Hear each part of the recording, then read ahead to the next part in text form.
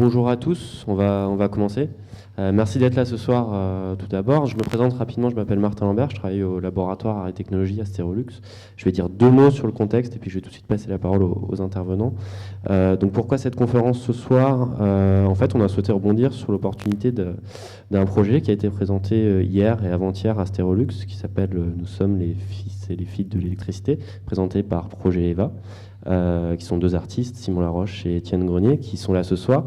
Et le sujet dont ils vont vous parler un peu plus en détail de ce projet-là, et le sujet nous a paru intéressant, on a souhaité l'approfondir avec eux et y associer le point de vue d'une sémiologue, Fanny Georges, qui est maître de conférence à la Sorbonne Nouvelle à Paris, et qui va intervenir donc aux côtés de ces artistes pour approfondir un petit peu le sujet, et puis voilà, pour discuter ensemble de cette question d'identité, de groupe et de numérique. Alors comment ça va se passer? On va d'abord avoir un premier temps d'intervention des artistes qui vont vous présenter leur travail, leurs réflexions, puis leurs projets. On va avoir un court temps de questions à l'issue de cette première intervention, mais vraiment en rapport avec ce qu'auront présenté les artistes, au cas où, voilà, pour pas que vous oubliez vos questions après. Ensuite, Fanny Georges interviendra, et puis ensuite, on aura un troisième temps, plus de discussion, d'échange entre les intervenants, et puis avec le public aussi. Voilà, puis tout ça devrait nous amener aux alentours de 20h, 20h30 pour la fin de la conférence. Donc, je vous laisse la parole. Étienne, Simon. Bonjour, moi c'est Simon. Je suis Étienne. Et on est Projet EVA. Donc, Projet EVA, c'est un acronyme pour électronique et vivant asservi. On s'est rencontrés à la maîtrise il y a plusieurs années, Étienne et moi. On a décidé de travailler ensemble sur des problématiques qui nous intéressaient tous deux. Ça fait 10 ans, en fait, qu'on monte des projets où on force des rencontres entre des systèmes biologiques et des systèmes artificiels. Donc, on va commencer par vous présenter une série de nos projets pour vous mettre un peu en contexte. Là, bonjour. Les systèmes biologiques, les systèmes artificiels qui se collisionnent comme ça. Donc, on s'intéresse beaucoup aux relations entre la technologie, les activités humaines et la psyché dans notre travail. Et on essaie d'explorer dans nos projets qui prennent des formes à chaque fois différentes, d'explorer des interactions entre des systèmes sociaux, artificiels et biologiques. On a fait des projets avec des insectes, des projets avec des humains, des projets avec des machines, des robots, etc. Donc, à chaque projet, on va trouver la technologie, les éléments qui sont appropriés pour porter nos intentions. Ouais. Souvent, lorsqu'on fait le siège de l'œuvre, se trouve dans des comportements qui sont déployés tant dans des machines que chez des humains qui sont pilotés. Certains d'entre vous ont été présents les 2 derniers soirs, je crois. Oui. Bon, donc c'est ça, vous avez pu en faire l'expérience. On s'intéresse aussi aux aspects restrictifs et soustractifs d'un environnement qui est de plus en plus envahi par la technologie. Donc, on essaie de voir comment la technologie contraint ces comportements-là, les comportements humains. Oui. On est souvent dans un paradigme d'augmentation quand on parle de technologie. On va parler de réalité augmentée, il y a toute l'histoire du cyborg, où on pensait comme ajouter des nouvelles capacités, des nouvelles fonctions à l'être humain. Et en fait, ce qu'on réalise de plus en plus, c'est que chaque fois qu'on fait ces ajouts-là, c'est des ajouts qui sont très invasifs. Et en fait, on se retrouve dans des situations où on limite le champ de l'expérience humaine. En fait, on le condense, mais on le concentre sur certains points très précis. Et c'est cette perte-là qui nous intéresse. Oui, donc, bien que nos projets soient hautement technologiques, on n'est pas particulièrement enthousiaste, on est plutôt critique. On essaie de voir comment la technologie va informer et transformer les réalités sociales et psychologiques. Alors, vous avez à l'écran un pot pourri d'anciens projets. En haut à gauche, on a essayé de faire un système d'affichage avec des blattes vivantes. Donc, on a élevé des blattes siffleuses naines de Madagascar, c'est vrai, pendant un certain temps. Et l'objectif, c'était vraiment de les garder dans une espèce d'enclos. Et on a bâti un système où une caméra vidéo voyait le visage des gens qui rentraient dans une pièce et on pouvait faire un affichage binaire, c'est-à-dire qu'on transformait le visage en valeur de noir et blanc pur. Et puis, on renvoyait ça dans une matrice de LED ici en arrière. Donc, vous savez, les blattes ont peur de la lumière, c'est des LED UV. Donc, les blattes fuyaient la lumière. Bon, c'est un projet qui est un échec majeur, en fait, parce qu'on n'avait pas tenu compte du fait que les blattes, bon, c'est des êtres simples. Et puis, des stimuli répulsifs, en fait, on construit une résistance à ça avec le temps. Donc, notre système marchait pour à peu près une durée de 10 secondes ou voire moins. Bon. Le projet qu'on voit en haut à droite ici, s'intitule Spam Spasme. On a construit une grosse machination pneumatique avec des crochets plantés dans la peau de mon coloc à l'époque. On se parle encore. Et l'idée ici, c'était d'induire des mouvements mécaniques dans la chair d'une personne, donc de faire bouger de manière algorithmique la chair, la peau du performeur au devant. Ouais. Ce qui est drôle, en fait, nous, on était... Bon, ça, c'est un projet, ça date de quoi, 2000 à peu près? 2001, en tout cas. C'est un de nos vieux projets. Puis, c'est l'époque où, en fait, il y avait toute la scène du VJing qui était en émergence. Et puis, bon, nous, on sortait dans les soirées, puis on était un peu embêtés parce qu'on se tapait tout le temps les mêmes boucles, des contenus qui étaient un peu ringards, bon, genre un loop avec des filles en bikini qui dansent, des choses comme ça. Puis, on s'est dit, bon, on va essayer de faire du visuel de notre côté, mais on va faire du visuel qui est génératif, qui est généré, mais avec un vrai phénomène physique où il y a une manipulation. Oui, il y a toujours de la chair qui bouge, mais pas de bikini. Bon.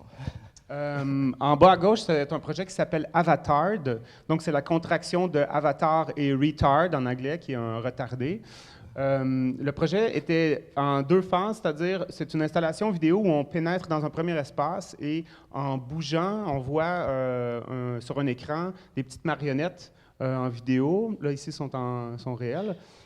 Donc, les petites marionnettes bougent et on se rend compte qu'on peut contrôler avec notre corps une de ces 2 marionnettes-là. Donc, on a un avatar qui nous représente et en rentrant dans la deuxième salle, on se rend compte que le rapport est inversé. Donc, plutôt que ce soit la marionnette qui est virtuelle et nous qui soit réelle, c'est l'image de la personne qui était dans l'autre pièce qui est rendue virtualisée ou qui est vidéo et les marionnettes bougent en bas et on voit un peu une comparaison entre les mouvements de la personne et les mouvements de la marionnette. Et la personne, finalement, se retrouve, en jouant au jeu, à s'exprimer de manière aussi retardée que les marionnettes.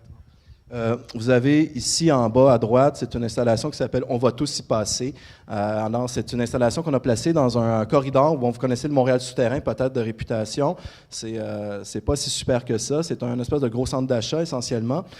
Donc, dans ces endroits-là où on a des circulations publiques, on a installé un système qui fait de l'analyse vidéo en temps réel. Donc, on a simulé un peu une caméra de surveillance. Vous la voyez en haut à gauche. Et on a un écran vidéo qui retransmet le flux en temps réel. Mais ce qu'on fait, vous savez, les systèmes de surveillance vidéo sont censés nous faire sentir plus en sécurité. Hein? C'est un peu le truc. Nous, ce qu'on a fait, c'est qu'on a fait un système en fait, qui détecte la personne qui est seule dans la foule et l'efface en temps réel. Donc, notre système de surveillance efface les gens qui se déplacent dans le corridor. Donc, on a installé ce machin-là anxiogène, vraiment, mais on n'est pas dans un musée, on est vraiment dans une vraie circulation publique. Ouais, on a d'ailleurs présenté la pièce au Liban et les gens nous ont dit qu'il y avait des gens qui disparaissaient effectivement pour de vrai dans ces environnements. Oui, la réception était vraiment très différente.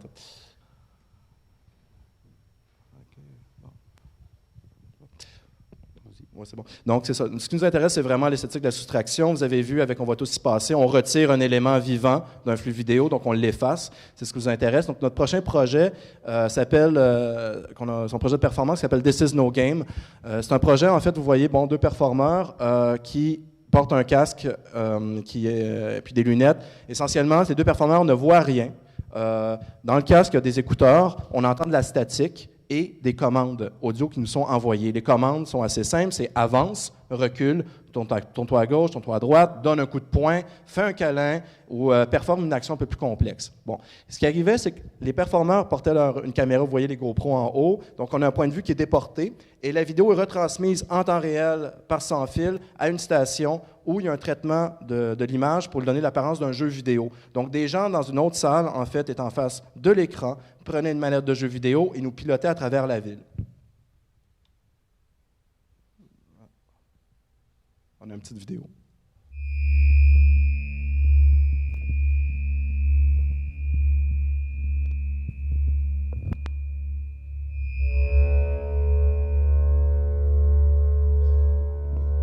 On voit ici un des performeurs, puis il se déplace vraiment strictement en fonction des commandes qui lui sont données. De toute façon, il ne voit rien, comme on a dit, mais heureusement, il porte un sou de hockey canadien en dessous pour se protéger. Les performeurs déambulent dans l'espace public. Donc, ils ne sont pas dans la galerie, ils sont dans un lieu où les gens ne sont pas conscients qu'il y a une activité artistique qui se déroule.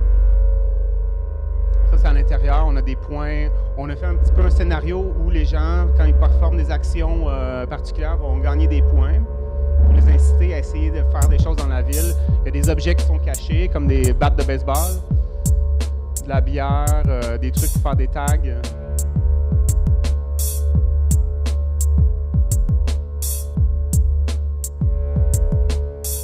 Bon, les joueurs ne sont pas toujours habiles.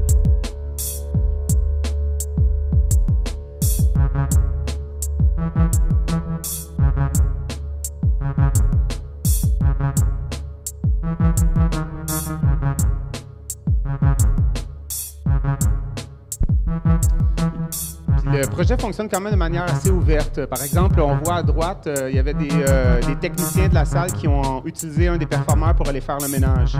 Donc, les gens pouvaient faire littéralement ce qu'ils voulaient avec le performeur.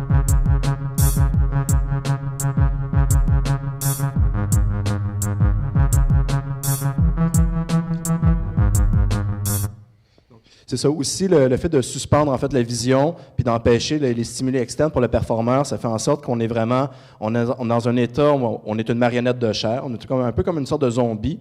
Et puis le fait de ne pas avoir de possibilité pour analyser nous-mêmes l'environnement nous rend extrêmement disponible à la suggestion, à ce que les gens nous feraient faire. Il y a des gens qui m'ont envoyé dans des escaliers, par exemple. Il y a des choses comme ça, des gens qui m'ont envoyé marcher dans le trafic, sur la rue. Et puis, ne sachant pas ce qui se passait, je le faisais, en fait, alors que c'était des situations qui étaient potentiellement dangereuses. Oui. Dans le projet, on met en scène justement des situations sociales où c'est un avatar humain, à l'occurrence le performeur, qui va exécuter les volontés d'un autre agent. Donc, les intentions d'un agent ou d'un joueur, elles sont déportées sur un autre corps qui va les exécuter. Puis le fait de délocaliser le lieu de l'action, où le lieu de décision, où les décisions sont prises, et le fait de déréaliser les images, donc de rendre un petit look jeu vidéo, on a remarqué que ça affectait quand même assez grandement le jugement éthique des joueurs. Il y a des gens qui ont essayé de rentrer dans les appartements de personnes, ils ont essayé de voler des voitures, ils ont frappé des personnes âgées. Donc les gens décrochent assez rapidement, puis ils se rendent pas compte que c'est une situation réelle. Les gens jouent à un jeu comme s'ils jouaient à un jeu vidéo. Oui, en fait, on a des amis qui nous contrôlaient, en fait, puis on réalisait après coup, ah merde, en fait, c'est mes amis que j'ai envoyé faire toutes sortes de bêtises un peu autour, même s'ils nous connaissaient. Donc, c'est ça. C'est un projet qui qui parle un peu d'esthétique relationnelle, mais au lieu de développer du lien social, de faire ce genre de choses-là, on essaie de renverser le truc, de le mettre à l'envers. Donc, c'est comme de l'anti-Borio qu'on essaie de faire avec tout ça. Donc, finalement, c'est une mise en scène d'un système qu'on appelle de réalité diminuée. Donc, on est toujours un peu contre les tendances de réalité augmentée, etc.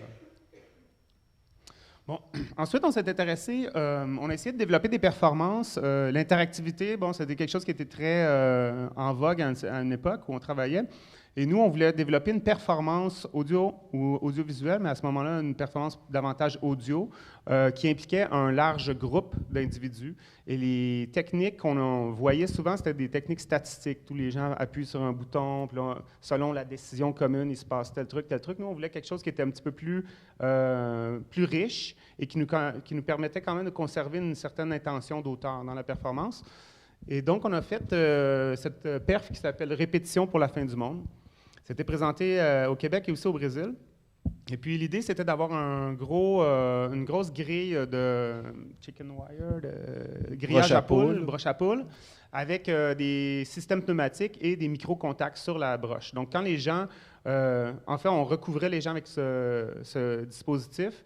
Et à partir du moment où les gens touchaient, ils pouvaient commencer à faire du bruit puis à essayer de se déprendre de ce filet-là. On a formalisé le projet un petit peu plus tard en utilisant des plaques d'acier, donc pour avoir un meilleur effet sur les gens. Et ça donnait ça. Donc, c'est un système mécanique assez simple. On a un vérin pneumatique qui frappe sur une tôle qui fait à peu près 2 mètres par 2 mètres. Et on en a placé 36 au-dessus de la tête des gens. On a présenté ça ici d'ailleurs à Scopiton en 2012. Je ne sais pas s'il y a des gens qui étaient nés à ce moment-là ou qui ont vu. Mais on a construit un immense plafond qui fait peut-être l'équivalent de la salle ici, du plafond en bois que vous avez au-dessus de vous. Et on se servait de cette installation-là comme un immense instrument de musique, mais également comme appareil scénique. Parce que au fur et à mesure que la performance progresse, le plafond descend jusqu'à un point où il va écraser les gens, et c'est un dispositif qui nous permet de sculpter l'espace du public. Habituellement, quand on va voir des spectacles ou des concerts, il y a le lieu du public et la scène. À ce moment-ci, pour nous, c'était d'avoir un espèce de rapport vertical où le lieu de la scène ou le lieu du spectacle vient graduellement pénétrer dans l'espace du public. Donc, généralement, une œuvre d'art, on la regarde de loin. L'idée, c'est de faire en sorte que l'œuvre se rapproche tellement, en fait, que ça perturbe la zone vraiment proximale, en fait, la zone de l'intimité pour les gens. Donc, on est vraiment dans une logique d'agression dans le contexte de cinétose. C'est ça. Ce qui est intéressant ici, dans cette photo-là, j'aime toujours bien la présenter parce qu'on voit que personne ne regarde l'œuvre. Puis en fait, ce qui est intéressant, c'est qu'à partir d'un certain moment, les gens, au départ, ils ont un rapport très distancié à l'œuvre. Ils vont regarder, ils voient des formes reconnaissables, etc. Mais plus le plafond s'approche, on commence à sentir le vent qui est fait par le déplacement des plaques d'acier. On sent la chaleur des lampes et tout à coup, on commence à porter beaucoup plus attention à ces sensations internes, intérieures, plutôt que de regarder et d'avoir un rapport distancié à l'œuvre. C'est un peu cette pénétration-là de la sphère intime qu'on cherchait à avoir avec l'œuvre. On va vous montrer un extrait vidéo.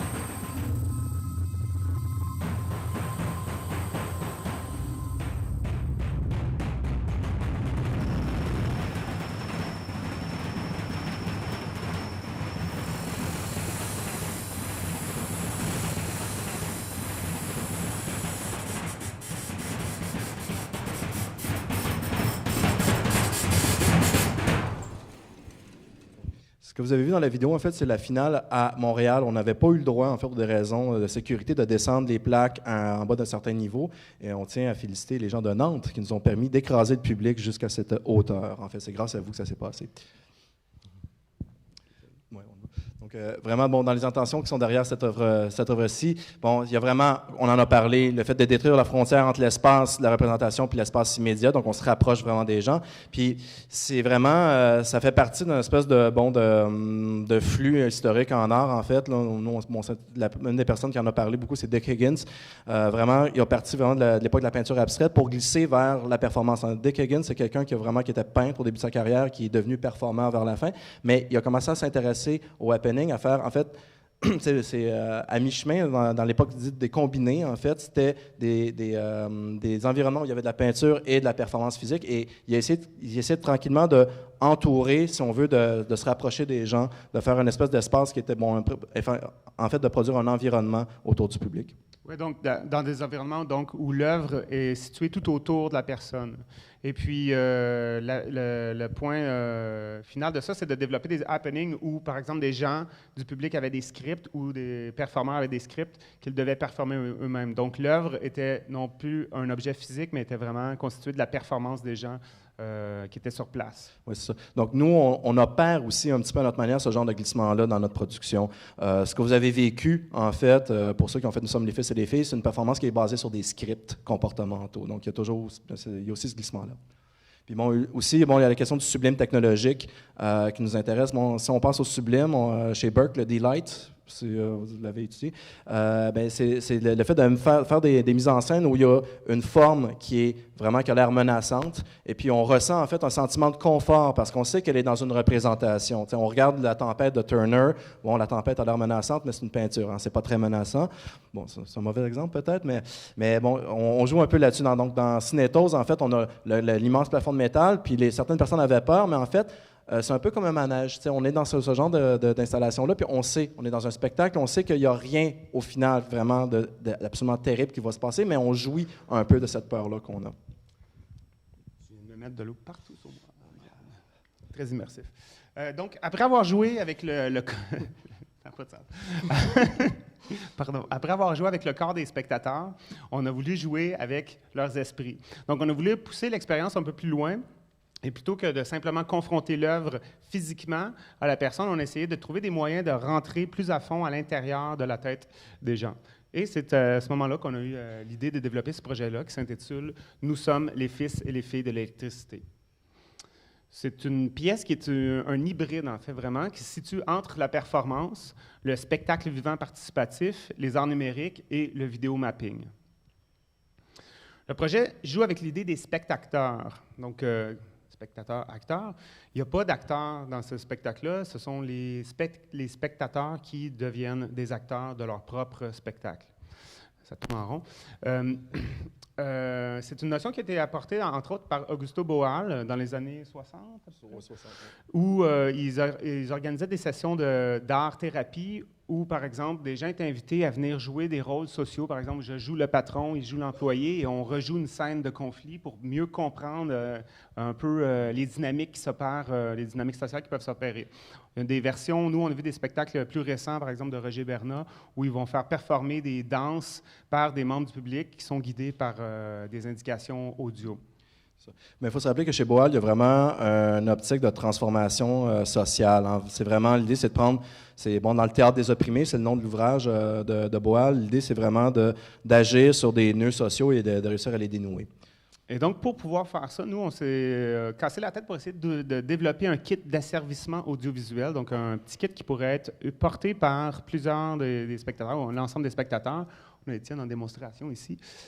Donc, pour ceux qui n'ont pas vu la performance, c'est un casque qui comporte des écouteurs et un picoprojecteur en haut qui va projeter des images directement dans le visage de la personne. Donc, chaque personne a une espèce de masque vidéo et un kit audio qui lui permet d'avoir des instructions sur la manière de se comporter.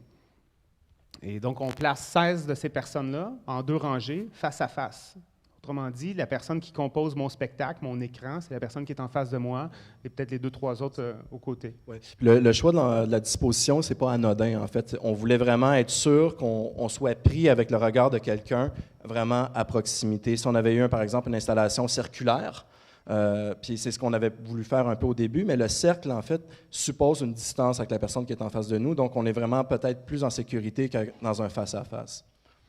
Voilà. Puis préalablement à la performance, les gens sont invités à rentrer dans une espèce d'espace qui rappelle une salle d'attente, par exemple au dentiste, et on leur demande de remplir un questionnaire. Ce questionnaire-là comporte une série de questions qui sert à faire une espèce de profilage psychologique des participants, recueillir leur nom, leur âge, etc. aussi. Et puis, ils vont, à côté d'Étienne, on voit des vestes, des espèces de camisoles que les gens doivent porter. C'est un peu une mise en scène, un effet de mise en scène, mais ça sert également à cacher les vêtements trop voyants. Bon. Aussi, peut-être à noter pour ceux qui ont fait l'expérience, en fait, certains d'entre vous ont réalisé qu'il y avait peu d'informations du questionnaire qui ont été utilisées de manière effective pendant la performance. Bon, c'est sûr qu'il y a la pression. Par exemple, on posait dans les premières questions, avez-vous vécu un événement troublant il y a de cela pas très longtemps? Puis quand on déclenchait la scène des confidences, c'est le moment de se confier, mais il y a le stress de dire, merde, j'ai été obligé de raconter cette histoire-là à laquelle j'ai pensé. Quand on a fait des tests à Montréal, des amis avaient vraiment flippé parce que eux, c'était vraiment prêté au jeu pour vrai. Bon, il ne se passe pas ça pour l'instant encore. Vous avez la version, disons, 1.0 du spectacle. On va faire évoluer le concept, on va le rendre beaucoup plus dynamique et plastique. On va augmenter sa plasticité. Donc, dans les versions subséquentes, on va vraiment aller pomper beaucoup d'informations puis essayer de dessiner des jeux sociaux entre les participants. Par exemple, on est capable, probablement, sur un groupe donné, de dégager des tendances. Par exemple, si on est dans un groupe, on a des gens qui sont tous... qui sont tous, par exemple... meilleur exemple. Disons que dans un groupe, on a des gens qui se disent être des bons acteurs, qui aiment vraiment être en avant, prendre le devant de la scène. Bien, ces gens-là, c'est sûr qu'on peut leur demander des choses qui sont beaucoup plus exigeantes qu'aux autres parce qu'ils n'ont pas peur de se commettre. Ils vont être tout à fait heureux de raconter leur histoire. Ça serait un exemple de choses qu'on pourrait faire. On a une vidéo qui a été tournée pendant la résidence qu'on a faite pour la création, donc avec 4 spectateurs.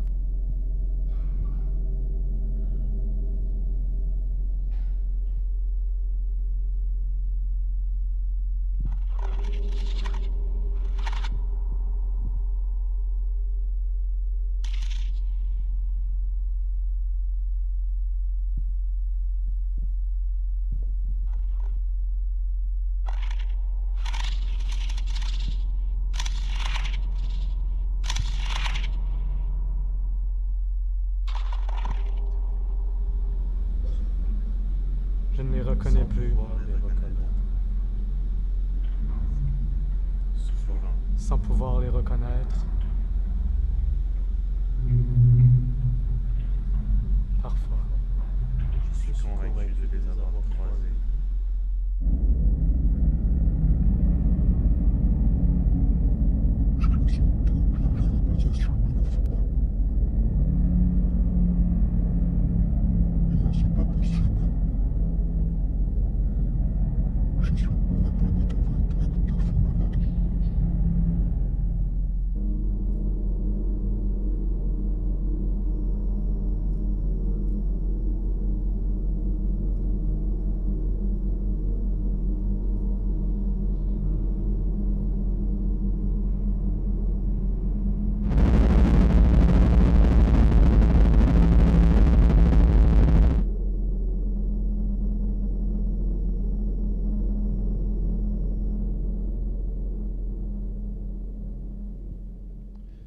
Pour ceux qui ont été là pendant la performance, vous avez remarqué que le dispositif a vraiment beaucoup changé. On a travaillé par le passé avec des LED qui étaient autour du casque. Le casque était dans une version aussi qui était beaucoup plus, disons, lourde que ce que vous avez eu la dernière fois.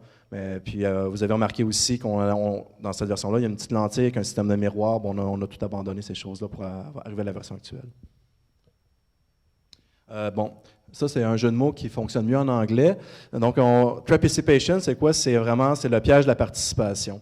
En fait, dans ce projet-là, on amène les gens à se commettre puis à participer, mais est-ce que c'est réellement dans une logique qui est émancipatoire, quelque chose comme ça? Non, c'est vraiment un piège, en fait, parce que une fois qu'on commence à avoir le sentiment qu'on donne son opinion, qu'on embarque dans la machine, c'est un peu comme quand on se met la main dans un engrenage, on est un peu pris pour subir plus que ce qu'on penserait faire, en fait. Oui, c'est ça. Puis c'est un projet on dit qu'il se situe hors des champs de la fiction et de la théâtralité, même si on a des éléments de mise en scène. C'est qu'on s'intéresse davantage à mettre en place une espèce d'expérience qui se présente comme une expérience émancipatrice, une expérience de groupe, collective, où on échange des choses, on apprend à se connaître. Mais en fait, on se sert de ça pour agir plutôt comme une métaphore d'une société hyper capitaliste. En fait, dans cette performance-là, vous étiez tous ensemble, mais vous étiez tous séparés.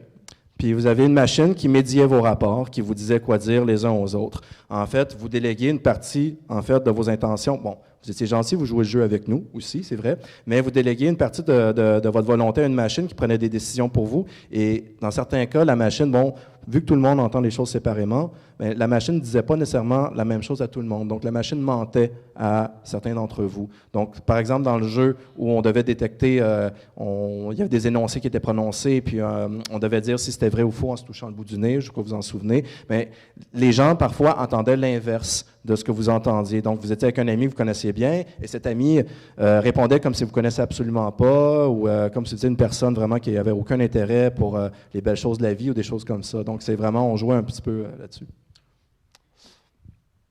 Bon, c'est ça. Puis, bon, c'est ça. Donc, là, c'est pas encore complètement actualisé dans le spectacle, mais vraiment, le formulaire que les gens remplissent au tout début, en fait, c'est un formulaire qui est basé sur des vraies clés de rédaction pour faire du profilage, en fait. C'est utilisé en psychosociaux, pour du marketing, c'est utilisé aussi pour détecter, bon, certains traits de personnalité. On a des personnalités qui sont dominantes, des choses comme ça. En fait, nous, ce qu'on trouve drôle avec ce genre de test-là, en fait, c'est qu'on trouve que c'est si on veut, ça donne une mauvaise mesure de l'humanité, essentiellement. Puis, ça dessine des choses qui sont très, très, très génériques et qui sont, bon, déshumanisantes. On a voulu intégrer ça dans le spectacle. Ouais, puis l'aspect de l'expression personnelle, on dit que ça devient un piège permettant une emprise douce sur le public. Pour nous, un petit peu la métaphore de travail de Cinétose, le plafond de métal, c'était plus une image d'un système totalitaire classique où les gens sont écrasés. C'est clair qu'il y a un truc d'oppression qui est à l'œuvre, alors que dans ce projet-là, on s'est basé plus sur des principes de totalitarisme mou, c'est-à-dire des systèmes coercitifs qui fonctionnent par la séduction. Donc, on amène les gens à faire ce qu'on veut qu'ils fassent, mais d'une manière, par la séduction, donc d'une manière douce. Ils sont contents d'être dans un état de servitude. Cette expérience va vous faire du bien. Travailler sur soi, c'est travailler à l'amélioration du monde. Bon, ce genre de bêtises qu'on entend autour de nous régulièrement, bien, on a voulu les réinjecter directement dans l'expérience. Bon. Aussi, si on parle un peu, pourquoi ça s'appelle « Nous sommes les fils et les filles de l'électricité », c'est une question qu'on nous pose. Bon, il y a une grosse dérive conceptuelle lors de la genèse du projet, mais essentiellement, ce qu'on peut dire, c'est que ce qui nous intéresse, c'est vraiment, dans un premier temps, il y a eu la perception qu'on a de l'esprit humain a vraiment beaucoup changé. Puis c'était vraiment, l'arrivée des technologies de l'information a vraiment eu un impact majeur là-dessus. Pourquoi on parlait d'électricité? Parce que c'est vraiment sa domestication puis sa projection dans un univers de manipulation symbolique à travers l'informatique. C'est quelque chose qui a permis de voir le cerveau différemment. Puis tout d'un coup, quand on voit le cerveau de cette manière-là, on le voit comme une machine. Une machine, on peut la reprogrammer, on peut la reconfigurer. Notamment, on parle de drogue et d'électrochoc ici. Il y a vraiment, c'est peut-être anecdotique, mais un des éléments qui a démarré notre réflexion, c'est l'expérience du docteur Evan Cameron à Montréal dans les années début 60, fin 50. En fait, le docteur travaillait pour le Memorial Institute, qui est un hôpital universitaire psychiatrique de l'Université McGill, mais il était financé en douce par la CIA pour faire des tests de lavage de cerveau sur ces patients qui étaient non consentants, évidemment, en les chargeant de LSD. Donc, c'est cette histoire vraie que c'est vraiment réellement produite à Montréal nous a un peu donné... si on veut, nous a inspiré pour produire ce projet. Des pistes de réflexion pour développer le projet. Donc, si vous avez des questions peut-être précises sur ce qu'on a présenté, on peut y répondre, sinon on va avoir une discussion par la suite.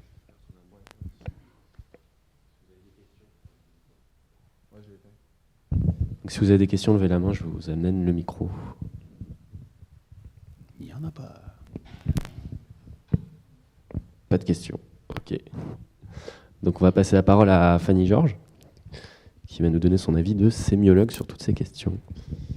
Bonjour à tous. Donc, moi, j'ai assisté à cette cet dispositif, cette expérience hier.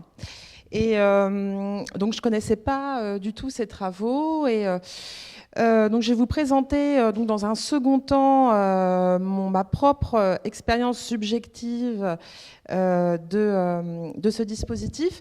Mais tout d'abord, l'intitulé de cette conférence s'intitule « L'identité et le groupe ». Donc, en tant qu'universitaire, je vais me prêter effectivement à cet exercice un petit peu plus théorique déjà dans un premier temps recontextualiser cette question de la communication numérique et de la façon dont elle informe, voire influence notre comportement social, donc les questions de cette conférence. Et puis ensuite, pour l'articuler avec ce dispositif expérientiel de projet EVA, pour montrer, comme effectivement il l'entendait d'ailleurs, comment est-ce que ce dispositif met en scène finalement un phénomène sociétal plus général et comment effectivement il apporte sa vision. Donc, comment la communication numérique, présente à chaque instant dans notre quotidien, peut-elle influencer notre comportement social? Est-ce qu'elle façonne une identité différente ou facilite une forme de manipulation?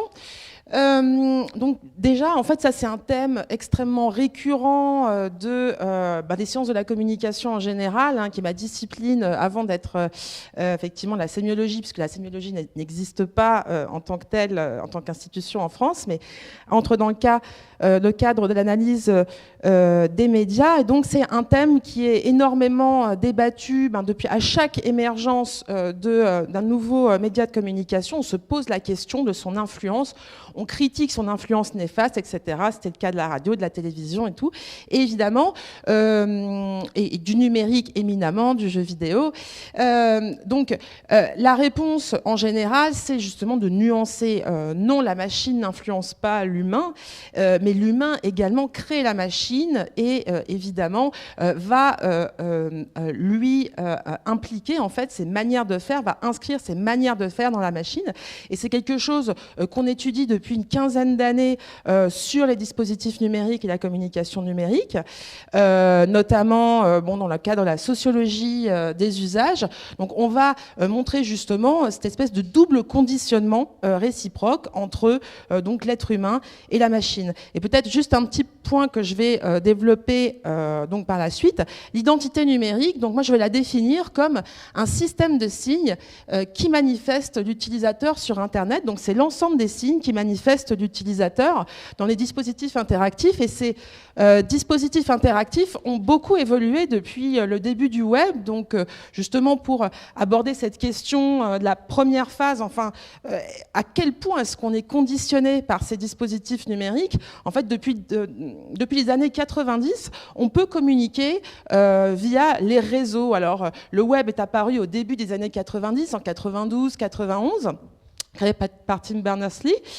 Mais et donc effectivement a popularisé énormément de par la facilité d'usage des dispositifs cette communication numérique.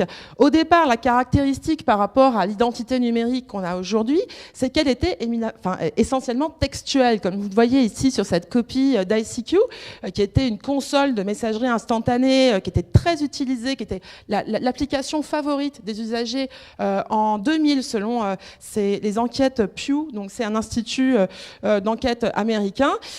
C'était donc comme aujourd'hui Facebook est l'application favorite en fait dans de nombreux pays du monde. Donc à l'époque on conversait textuellement via cette console. Auparavant il y avait l'IRC, etc. que connaissent peut-être certains spécialistes. Mais donc à cette époque l'identité numérique se constituait d'un ensemble de signes constitués du pseudonyme de l'usager qui était visible ici et de différents signes. Alors ici, je vous disais, c'était textuel, mais pas essentiellement, puisque vous voyez l'icône de connexion ici qui va indiquer effectivement, si je suis connecté hors ligne, derrière mon clavier, etc. Donc ça, c'est l'ensemble de signes qui me représentent, évidemment, dont on fait partie les messages de texte que l'on produit. Ensuite, on est passé progressivement à une identité numérique davantage composée d'éléments visuels, comme vous le voyez ici sur ma page perso Ginger Bombix. Donc c'était mon avatar virtuel en 2000-2001 que j'ai animé jusqu'à 2004. On créait des sites généralement à une esthétique qu'on juge aujourd'hui assez ingrate, c'est-à-dire avec quelque chose qui ressemblait à un fichier Word qu'on mettait en ligne avec des tableaux dans lesquels on agençait des images, des vidéos, etc. et qui était fixe, c'est-à-dire qu'il fallait vraiment modifier le fichier à la source pour pouvoir le mettre à jour.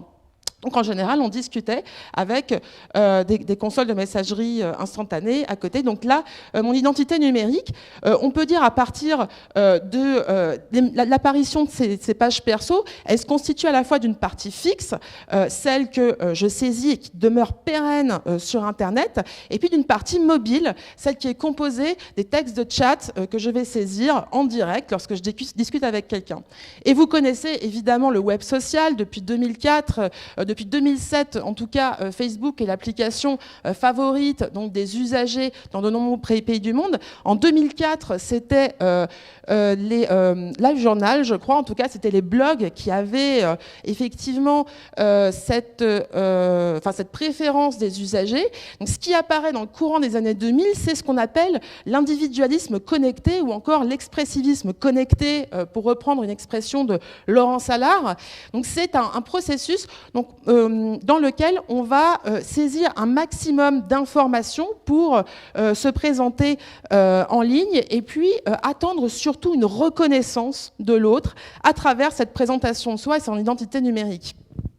Donc les débats, à partir de là, ont commencé à changer, puisque dans les années 90, j'ai oublié justement la conclusion de ma première partie, en fait, dans les années 90, on s'interrogeait beaucoup sur l'anonymat lié à ces identités numériques, on n'appelait pas encore identité numérique d'ailleurs, mais les seconds soi, pour reprendre l'expression de Sherry Turkle, donc une chercheuse américaine qui a commencé à travailler sur ce sujet dès les années 80, et qui a montré comment est-ce que l'usage d'un ordinateur allait changer le cerveau des gens qui l'utilisent et finalement changer la façon dont ils perçoivent le monde eux-mêmes et les autres. Et effectivement, les utilisateurs que j'ai interrogés donc début des années 2000 et qui avaient encore cette culture des années 90 avaient ce sentiment qu'en discutant avec quelqu'un sur Internet, ils allaient accéder à l'essence même de son identité dans une espèce d'acception platonicienne de l'être, c'est-à-dire on va utiliser le numérique pour aller chercher l'un rien de l'autre, c'est-à-dire vraiment la vérité essentielle de l'identité de quelqu'un. Donc il y a vraiment cette croyance qui était très forte dans les années 90 et qui va se modifier dans les années 2000 sous l'emprise peut-être du web social, qui va donner une autre importance en fait à l'autre, c'est-à-dire qu'on va au contraire avec le web social essayer de produire un maximum d'informations et de chercher cette reconnaissance dans l'autre qui va devenir essentiellement le réceptacle finalement de ma production identitaire.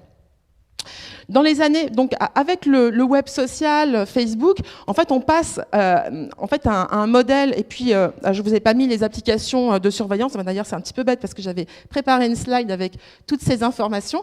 Donc voilà, là, qui reprennent simplement ce que je viens de dire. Hein. Donc, dans les années, on va dire 2010, en fait, ça commence à la fin des années 2000. Hein, Facebook va beaucoup changer les choses en obligeant finalement les usagers à se loguer par leur vrai nom. Alors, ce que tout le monde ne fait pas, évidemment, mais le modèle nom-prénom, c'est quelque chose qui va beaucoup changer les usages parce que ça va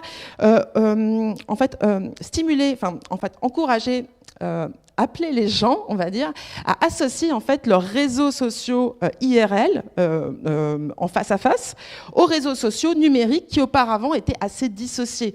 Auparavant, on avait ses amis en ligne et de l'autre côté, ses amis en face à face. On parlait très rarement de ses amis en ligne et de ses amis en face à face.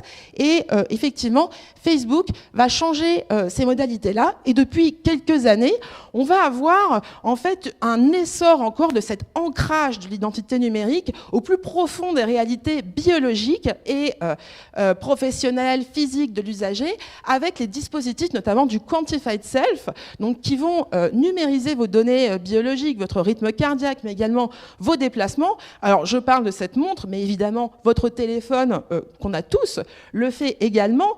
Il y a des applications donc dans le téléphone qui, sans que vous le sachiez, effectivement vont suivre vos déplacements, etc. De même que les cartes de transport, les cartes d'achat, de fidélité des différents magasins. Enfin, tout le monde s'agrège justement autour de ces données qui intéressent énormément effectivement les annonceurs, les marques, etc. Donc, il s'agit finalement, alors encore plus que des données biologiques, en fait, les assurances sont très intéressées par cela, en fait, de capturer et d'assembler aujourd'hui en fait toutes ces bases de données massives sur les usagers, de façon à pouvoir comprendre et pouvoir suivre le plus précisément possible en fait les consommateurs ou bien les citoyens, etc. et pouvoir les surveiller.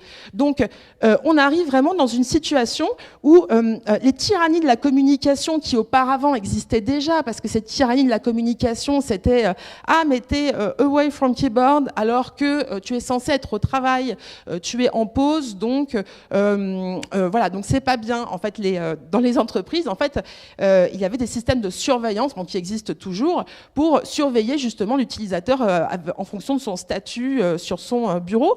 Ici, on est vraiment face à un système de surveillance beaucoup plus généralisé qui va donc innerver toutes les facettes biologiques, médicales, scolaires, professionnelles de l'individu.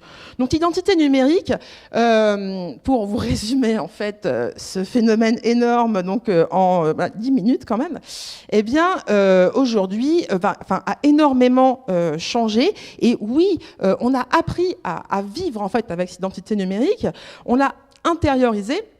Et comme je vais vous montrer effectivement une formalisation sous forme de corps, donc on va voir la tête ici qui correspond à l'usager, et en fait l'ensemble des données ici que l'on saisit en ligne, donc qui vous montre comment est-ce que finalement le web social aujourd'hui formalise l'identité. Donc elle se constitue d'un ensemble de signes que le sujet saisit lui-même pour se représenter. Donc ça, c'est les informations que je maîtrise le plus. Description, mise en page de ma page Facebook par exemple, mes amis, mes vidéos, mes albums partagés. Donc ça, ce sont vraiment ces informations que je maîtrise. Mais avec le web social se développent deux autres surcouches d'informations qui sont à la fois déterminées par le système informatique, donc cette entité qui va me manipuler, donc pour reprendre effectivement ces problématiques du projet EVA, mais également les autres, donc le collectif, ces gens qui vont participer, donc comme on le verra plus tard, à la performance, en tout cas qui vont également participer de la présentation de soi. Donc par exemple dans ce que j'appelais l'identité agissante, en modifiant, enfin en publiant des informations sur mon mur, finalement les autres aussi participent de la production de mon identité en partageant des vidéos, etc. Donc ça c'est cette identité qui s'inscrit dans un flux. Mais également le système informatique, lui, va comptabiliser en fait toutes ces activités. Il va calculer mon nombre d'amis, mon nombre de groupes, mon nombre de posts et effectivement systématiquement mentionner par exemple la date de ma publication.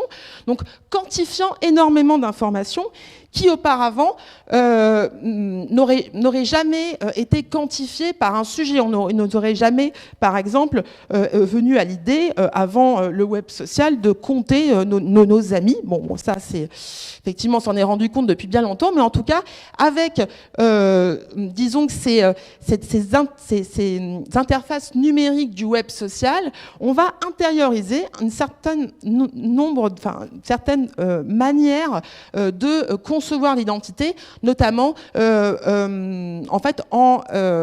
effectivement en l'associant finalement de plus en plus étroitement, mais dans sa représentation en pensée à la machine. Donc l'humain devient quantifiable, on peut le surveiller, le tracer effectivement comme en fait un dispositif numérique.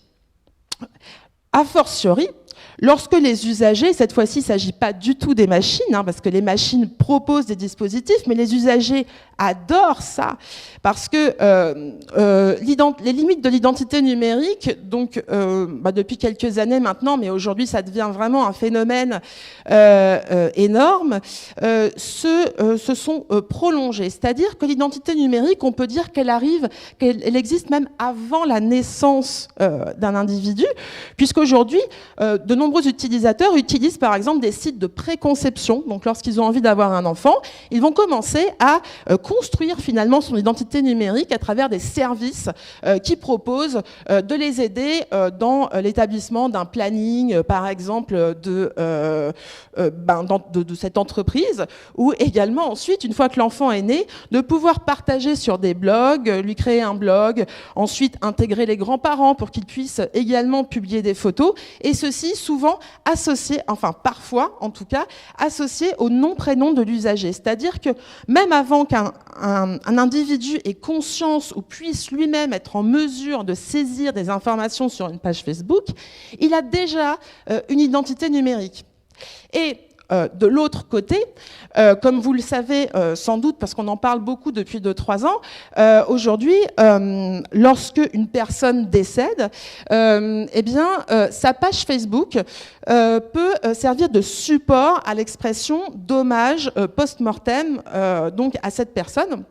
Donc là, je vous ai mis un compte groupe, pour des raisons de confidentialité, je ne peux pas montrer des comptes d'individus, mais en tout cas, sur la page de profil créée du vivant de l'usager, eh bien, cette page va continuer de se construire après le décès de l'usager du fait des publications des amis qui vont poster des hommages et des souvenirs sur la page de l'usager.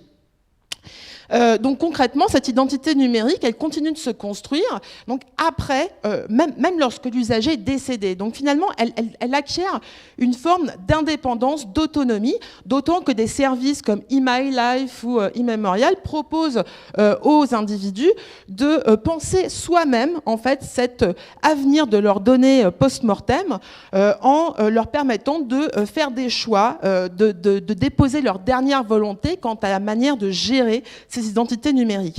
C'est un sujet énorme, je travaille actuellement dessus, comme vous l'avez peut-être compris, mais je ne vais pas m'étendre dessus, mais en tout cas, l'idée, c'est que tout au long de sa vie, l'individu se fait l'objet d'un processus de numérisation qui n'est pas du tout de l'initiative forcément, de la machine, mais qui est de sa propre initiative, c'est-à-dire que les données aujourd'hui ont une telle valeur que les individus vont y accorder énormément d'importance et évidemment et peut-être aussi les envisager comme manière de survivre socialement après la mort.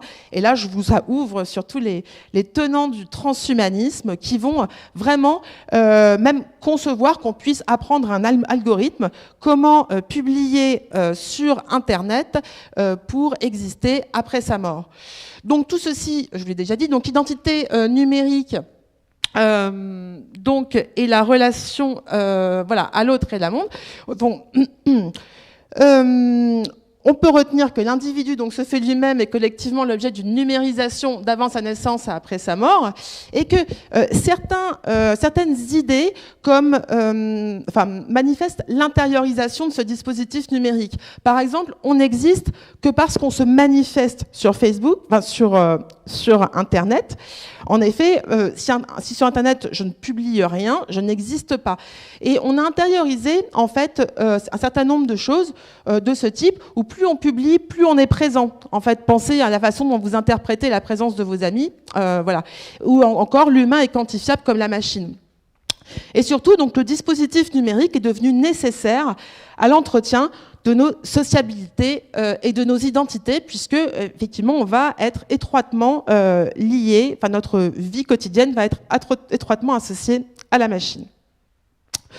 Donc pour ce qui concerne, on entre dans la partie 2 donc de ma présentation, le projet EVA, donc cette installation Nous sommes les fils et les filles de l'électricité. Je vais vous montrer en quoi est-ce que finalement ce dispositif met en scène et se propose effectivement, intervient comme une métaphore de cette société d'hyperconsommation, donc pour reprendre les propos du collectif du projet EVA. Et donc comment est-ce que finalement ce dispositif est une mise en expérience de ce conditionnement réciproque entre le sujet, le collectif et la machine. Donc pour moi, voilà, et là on arrive dans mon propre discours subjectif, hein, parce qu'on a eu le discours, et en plus c'est marrant parce qu'on a passé l'après-midi à discuter et à travailler ensemble, et on n'a pas du tout comparé nos interprétations, et tant mieux. Donc moi j'ai identifié et ressenti donc deux grands champs thématiques. Donc d'une part, effectivement, tout ce champ du behaviorisme, de Pavlov, et puis en fait notamment en référence en fait à ces casques, surtout comme dans Orange Mécanique, qui équipent les individus, donc qui font explicitement et directement référence à ce conditionnement en fait au réflexe conditionnel de Pavlov. Et d'autre part, et ça vous n'en avez pas trop parlé, en fait toute la dimension de quête chamanique qui va être très très présente dans l'installation visuellement, donc comme s'en sont rendus compte effectivement ceux qui ont participé à ce dispositif. Donc pour cela, je vais vous décrire finalement ma propre expérience. Donc, peut-être déjà vous montrer comment est-ce que... voilà, c'est ça, j'ai oublié la... Donc finalement, je vais présenter en fait ce dispositif comme une forme de... Enfin, défendre cette hypothèse que ce dispositif est une quête chamanique machinique, où en fait finalement la machine va prendre le relais, va imiter en fait le chaman, cette figure de la quête de soi, en fait la quête des ancêtres, la quête de la vérité et de la connaissance, donc de soi dans le carcan du collectif. Donc comment est-ce que finalement la figure de la machine et du collectif vont devenir un carcan de bien-être dans cette expérience. Donc déjà, premier acte de cette performance, donc déjà c'est l'état dans lequel je me trouve avant de participer à cette expérience. Du point de vue de ma relation avec les technologies, par exemple, je suis passée sur le pont qui est juste en face de Stéréolux, et immédiatement je me suis dit, oh, quelle belle photo, hop, je la publie sur Facebook, et là, j'ai publié, et mes contacts contact, ont liké. Et effectivement, je me suis sentie comme dans un sentiment d'empathie avec mon réseau social numérique, en me disant que finalement, mon expérience intérieure, je pouvais la partager immédiatement et la partager avec mes collègues, avec mes amis touaregs, etc. Et finalement, formant effectivement un collectif que le numérique permettait d'agencer. Et ça, je pense, c'est une expérience que tout le monde partage au quotidien. Et ensuite, donc, quand on entre dans le dispositif, déjà on retrouve, alors déjà on nous demande de nous départir de nos dispositifs numériques, c'est-à-dire moi on m'a demandé de mettre dans mon sac mon téléphone, donc je me suis sentie démunie subitement, et donc on se retrouve finalement donc à l'entrée au commencement du dispositif dans effectivement moi ce qui me semblait une sorte d'antichambre, dans un conditionnement humain par l'humain. On est dans un groupe de 10 personnes, et finalement des encadrants vont nous demander d'enlever nos vêtements, nos sacs, et puis on se retrouve face à ces ouvrages qui traitent de mémoire, Nostradamus. Donc on est vraiment dans voilà, l'homme et son corps. On va être dans le rapport au papier, à l'humain, et finalement là, le sujet va faire attention au collectif qui l'entoure, d'autant qu'il est obligé d'attendre que les personnes aient terminé de consulter les ordinateurs, puisque c'est, comme il a été dit, en fait, le second acte de ce dispositif, c'est de remplir ce questionnaire qui est présenté comme permettant d'informer finalement l'entité qui va nous conseiller, enfin nous encadrer par la suite. Et en fait, dans ce questionnaire, on commence à être déjà un petit peu interrogé, et puis effectivement sous une forme de méfiance du fait des thématiques relatives à la confiance, effectivement à cette anecdote sur l'expérience de travail ou amoureuse qui nous a marqué le plus. Est-ce qu'on serait prêt à en parler? Moi, c'est une question qui m'a énormément angoissée. C'est là que j'ai pris conscience qu'il fallait vraiment que je fasse attention à ce que je disais. Donc effectivement, j'ai mis non. Mais dans cette partie du dispositif, finalement, c'est l'humain. Voilà, l'humain se livre à la machine et commence à faire connaissance avec cette machine. Ensuite, on nous appelle pour pouvoir rentrer dans ce dispositif. Et donc, déjà, on nous appelle par un numéro. C'est-à-dire qu'une fois... Ah non, pardon. Ce que j'ai oublié de dire, oui, c'est qu'une fois qu'on a rempli ce questionnaire, on a le droit, finalement, et ça intervient comme une forme de validation, de s'équiper de, effectivement, cette sorte de camisole, cette chemise qui, effectivement, ressemble à une camisole de fou, simplement qu'elle est noire. Finalement, ça montre que, effectivement, toutes les personnes qui ont porté cette blouse se sont livrées à la machine, donc sont bien numérisées.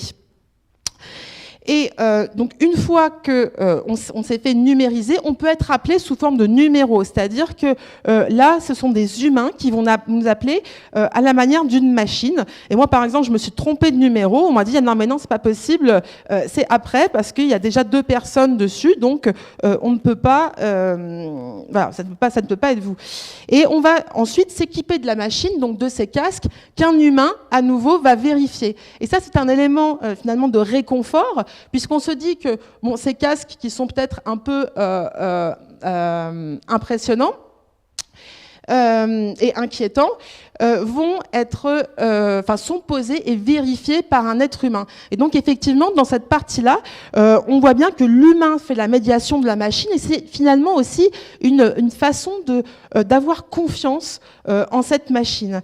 Et ce que j'ai trouvé intéressant aussi, c'est que pour porter ce casque-là, il faut que les yeux et le nez des personnes soient ajustés aux projections colorées faites par le picoprojecteur qui est situé en avant du bras. Donc finalement, c'est comme si on devait bien correspondre à la machine. C'est-à-dire, on peut dire non, toi, tu es mal positionné. La machine, il faut que tu ajustes bien la machine sur toi. Donc il y a vraiment cette correspondance avec la machine qui commence à s'opérer par la médiation de l'humain qui va adapter finalement cette correspondance.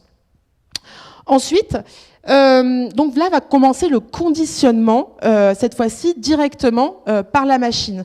On va voir que la machine imite l'humain et l'humain imite la machine, notamment. Donc au départ, dans le casque, on peut entendre des textes comme « Je ressens un grand plaisir à imaginer que nous allons passer ce moment ensemble. J'espère que vous le sentez aussi, ne soyez pas gênés, vous pouvez sourire. Répétez la phrase suivante, nous sommes les fils et les filles de l'électricité. » Et au cours de ces répétitions, en fait à chaque fois on entend un signal sonore et on doit répéter en fait cette phrase, finalement s'accomplit une forme d'imitation de la machine par l'humain, et la machine qui parle comme un être humain, et en même temps une mise au diapason du collectif, puisqu'on s'entend tous répéter ensemble. Donc dans cette phase-là, effectivement, on a ce conditionnement par la répétition, à la fois à la machine et à la fois au groupe. Ensuite, je suis passée assez rapidement dans les différentes phases. Mais notamment, il y a la scène des confidences donc, qui a été évoquée précédemment, qui est assez intéressante, parce que cette scène des confidences donc, consiste en effectivement la lecture par la machine de ce texte. Voyons si quelqu'un parmi nous a envie de se confier. Vous n'avez qu'à répéter les mots que je vous dirai. Donc, effectivement, d'emblée, il ne s'agit pas de se confier réellement, mais finalement de répéter des mots qui suggèrent une confidence pour les autres. Donc répétez la phrase suivante. Je ne sais pas si ma vie est vraiment heureuse. Donc c'est donc une personne dans le collectif qui a prononcé cette phrase, effectivement négative. Donc finalement, par cette phase du dispositif, on peut se dire que la machine met à nu l'humain en angoissant, en lui demandant si il va se confier, avec justement cette conscience qu'on peut être interrogé sur cet épisode qu'on a confié préalablement à la machine dans la phase de l'antichambre. Et finalement, ce que la machine demande à l'être humain de confier, c'est quelque chose de négatif, c'est-à-dire qu'il va le présenter comme un être souffrant. Et donc, voilà, la machine met à nu l'être humain. Ensuite, il y a une phase également de diffraction du groupe par la machine. Donc justement avec ce moment où la machine demande au collectif de toucher son nez si on est d'accord avec telle ou telle affirmation. Et en l'occurrence, effectivement, il y a une affirmation donc, qui dit « il n'est pas important de socialiser avec les autres » et l'autre « j'aime faire partie d'un groupe ». Donc ces informations sont données à des groupes de personnes différentes. Donc on peut croire finalement que la personne se touche le nez et finalement signifie exactement le contraire de ce qu'on pense. Et cela implique finalement de penser que l'humain ment de toute façon et que la machine le sait, que la machine est omnisciente. Et enfin, dernière phase en fait de ce récapitulatif de mon expérience chamanique machinique. L'acte 7, c'est la communion avec la machine. Donc une phase d'hallucination assez fascinante où on va voir dans le visage de l'autre en fait se dessiner effectivement ces motifs à la Yann Kounen là qui vont vraiment pleinement rappeler les hallucinations sous ayahuasca et donc donner la sensation finalement d'avoir vraiment une expérience spirituelle à travers ce visage de l'autre et dans ce contexte très conditionné par le collectif, puisqu'on va avoir des consignes de se tourner, de regarder les autres, etc. Finalement, cette phase-là, elle laisserait entendre que la machine révèle la vérité de l'humain et du monde en place du chaman ou effectivement de l'ayahuasca qui est dans la tradition chamanique en fait le médiateur de la vérité, de la connaissance universelle. Donc voilà, excusez-moi pour le côté un petit peu brouillon de cette phase, mais voilà, je souhaitais donc résumer un petit peu ce parcours-là. Et donc, ici, dans cette colonne-là, donc vous simplement reprenez les titres, sont repris les titres des différentes diapos. Donc j'ai essayé de distinguer différentes phases de construction de ce message. Donc de construction de cette expérience. Donc on a une première phase d'ajustement entre finalement le collectif, le sujet porteur, le sujet et la machine. Et ensuite, on a une phase de conditionnement par répétition dans lequel, au moment de l'installation des casques et puis des premières répétitions, nous sommes les fils et les filles de l'électricité. Donc, dans cette phase-là, vraiment, se produit un début de conditionnement. Et ensuite, en fait, la machine, une fois qu'elle effectivement commence à donner des consignes, va délivrer ce message que l'humain ment et que la machine est omnisciente et omnipotente. Et puis dans la phase, on va dire, chamanique, quel est le seul médiateur du bien-être du sujet qui doit nécessairement être en groupe pour pouvoir exister, puisqu'en fait, dans cette installation, on n'existe que parce qu'effectivement, on peut toucher les mains de l'autre ou alors se tourner vers l'autre ou être vu par l'autre. Donc le collectif reste toujours une condition nécessaire de cette expérience chamanique, machinique. Donc, en conclusion, cette expérience nous fera du bien. Donc c'est en fait cette phrase qui est répétée au début du dispositif. Et puis également à la fin, on nous demande si cette expérience nous a vraiment fait du bien. Évidemment, donc c'est une mise en scène effectivement de cette promesse de bien-être par la machine qui est proposée. Et donc ce dispositif proposerait une expérience dont l'objet est la quête du bien-être en collectif conditionné, mais qui met l'accent sur cette tyrannie à la fois du collectif qu'on va devoir attendre pour pouvoir saisir notre questionnaire, ou encore auquel on va devoir s'ajuster pendant le cours de la performance en lui touchant ses mains ou en regardant effectivement les projections sur son visage, et la machine se présentant toujours comme médiateur de l'assemblage du collectif. Donc il s'agit vraiment de se livrer à cette tyrannie qu'il faut absolument se sentir bien tous ensemble en étant profondément conditionnés en groupe. Donc finalement, c'est vraiment... moi, j'ai trouvé que c'était une belle mise en scène en fait de ce conditionnement par les réseaux sociaux numériques. Donc ça, c'est une question aussi qui est ouverte, parce que finalement, dans Facebook, ce dispositif de standardisation de la présentation de soi, qui est cette mise en page avec ses différentes fonctionnalités, finalement, est-ce que ce n'est pas aussi, tout comme ce dispositif du projet EVA, une façon de nous mettre tous au diapason, à la même mesure, dans en fait, du point de vue de la présentation de soi, et de rechercher le bien-être à travers l'usage de ce dispositif.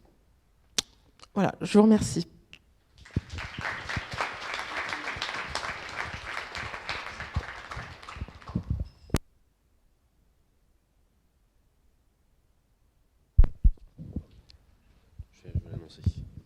Du coup, on va passer à un temps de questions. Peut-être que vous pouvez rejoindre Fanny sur le devant, et puis comme ça, si vous avez des questions qui concernent soit l'un, soit l'autre, soit l'une, soit l'autre des interventions, ou de manière générale, si vous avez envie de discuter de ce sujet-là, si vous avez envie d'approfondir certains points, n'hésitez pas. On a une bonne demi-heure devant nous pour discuter tous ensemble. Donc, on va faire passer un micro pour ceux qui veulent.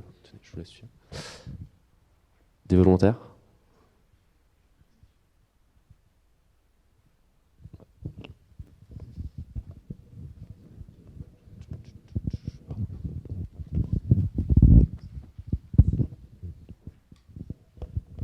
Bonsoir, moi j'avais une question pour vous, Fanny Georges. Je voulais savoir par rapport aux sites et applications de rencontres qui connaissent un gros boom depuis 10-15 ans. Est-ce que pour vous, ces sites et ces applications, elles s'inscrivent également dans un individualisme expressif dans lequel l'estime de soi se voit renforcée, ou si c'est un domaine qui est complètement différent de ce que vous avez expliqué. J'ai du mal avec ce... Oui, alors, l'individualisme expressif, c'est vraiment le paradigme, en fait, plutôt des blogs. Voilà. Parce que justement, je pense que depuis les années 2010, en fait, avec l'essor de Facebook, enfin, quelques années après l'usage de Facebook, on est bien revenu cet individualisme expressif, c'est-à-dire on ne va plus déverser tout ce qu'on a de soi sur Internet en pensant qu'on va trouver une reconnaissance de l'autre, mais on a au contraire peur de la surveillance. Et donc les sites de rencontres, ils existaient déjà dans les années 2000 au moment de l'expressivisme connecté, mais ils n'étaient pas du tout utilisés pareil. Moi, j'avais étudié à l'époque, par exemple, Loveliko, sous les premiers usages de Mythique. En fait, ils étaient beaucoup plus fantaisistes que ne sont aujourd'hui. Aujourd'hui, ces sites de rencontres sont toujours rationalisés par la nécessité de correspondre effectivement à son, pour reprendre l'expression du collectif Eva, à son avatar réel, en fait, constitue le corps biologique. Et finalement, on va avoir plus une utilisation de surveillance. Moi, il me semble que c'est vraiment cette notion de surveillance mutuelle. On va surveiller les autres, on va se faire surveiller par ces différents dispositifs qui restent importants. Mais l'individualisme, c'est quelque chose en fait, dans lequel on est effectivement en plein dedans, mais toujours l'individualisme peut être aussi associé effectivement au collectif de par l'importance des relations sociales médiées par le numérique.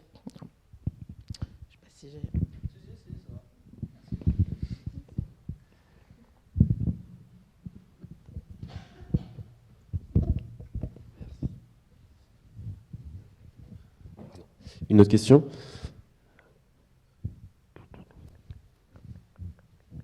Ouais. Bonsoir.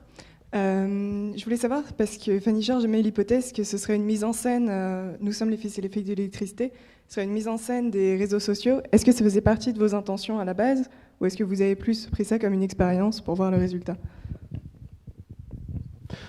Oui, ben en fait, oui, volontairement, il y avait, je dirais qu'au tout début de la réflexion, de la production de la pièce, on était vraiment collé sur cette espèce d'histoire-là du Dr. Evan Cameron, puis on n'était pas, je dirais, on n'avait pas encore incarné la réflexion dans des thèmes aussi précis, aussi proches de nous, mais en travaillant dessus, forcément, on s'est dit, ah ouais, mais c'est à propos de ça. Comme quand on est artiste, on a rarement le plan complet de ce qu'on est en train de faire, puis si en le faisant, on se rencontre après une semaine de travail, qu'on parle réellement de ces choses-là. Mais effectivement, quand on dit on est tous ensemble, on est tous séparés, dans le dispositif, ça renvoie un peu à cette question-là des réseaux sociaux, de la façon dont on les utilise. Merci.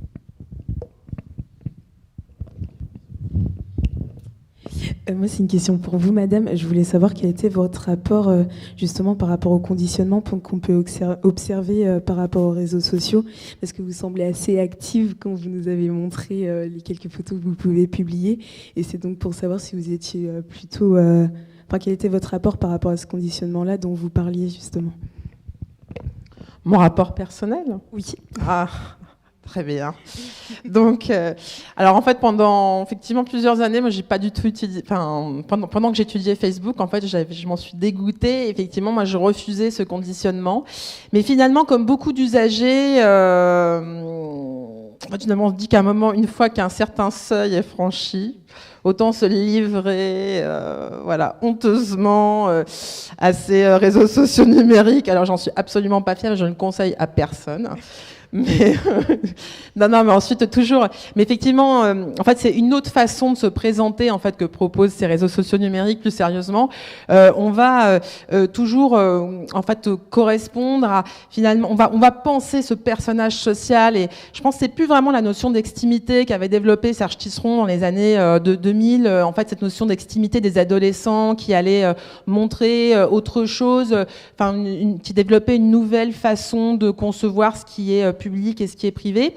Mais aujourd'hui, on va avoir vraiment d'autres phénomènes, comme par exemple, en fait, vraiment une pudeur inversée, où en fait, on va très facilement, alors je parle pas de moi, mais par exemple, mettre en ligne des photos ou partager des photos, enfin des sexy selfies ou des choses où on se met dans des situations, mais toujours en coupant le visage, et en même temps en cachant énormément tout ce qui a trait à l'émotion, à la pensée peut-être profonde, justement, qui est devenu tabou. Parce qu'en fait, c'est tabou de dire aux gens aujourd'hui que on va rester seul pour réfléchir ou lire un livre, même c'est devenu un petit peu difficile. Mais par contre, toutes ces choses superficielles ou alors qui auraient semblé extrêmement difficiles à montrer auparavant comme des images, effectivement, dans ce qu'on considérait auparavant comme étant l'intimité extrême, hein, c'est-à-dire vraiment le corps physique, les parties génitales, etc. Enfin, il y a des adolescents qui laissent ça traîner sur Twitter, sur leur compte public, et c'est pas du tout considéré comme quelque chose de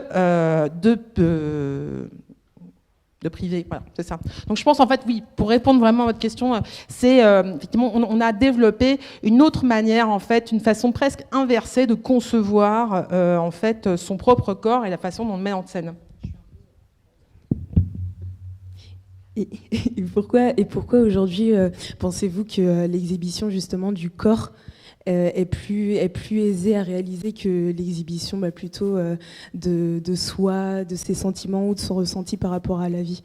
Alors ça, c'est une grande question. Effectivement, moi, je suis pas spécialiste de ça, mais il me semble en fait que tout simplement, enfin, le corps est exhibé toujours, mais sans le visage. C'est-à-dire que c'est finalement, si on regarde un corps, il n'est pas identifiable. Et effectivement, il y a quelque chose, je trouve, d'assez intéressant là-dedans, dans finalement ce qui est le plus privé, c'est ce qui nous permet le plus de nous identifier nous. Et moi, il me semble qu'il y a vraiment... Alors, c'est peut-être parce que je travaille sur l'identité depuis 15 ans, hein, mais j'ai l'impression qu'en fait, tout s'est noué autour de ces questions d'identité. Et finalement, voilà, ce qui est le plus public, c'est ce qu'on peut le plus partager, qui est le moins relatif à ma possibilité d'être identifié. Voilà. Et effectivement, le corps, même si globalement, effectivement, j'ai des particularités physiques que quelqu'un qui me connaît bien va voir, mais en fait, mes collègues de travail, ils en savaient rien. Enfin, donc finalement, c'est effectivement par peut-être ces procédés extrêmement simples en même temps que va s'effectuer cette inversion de la notion d'intimité.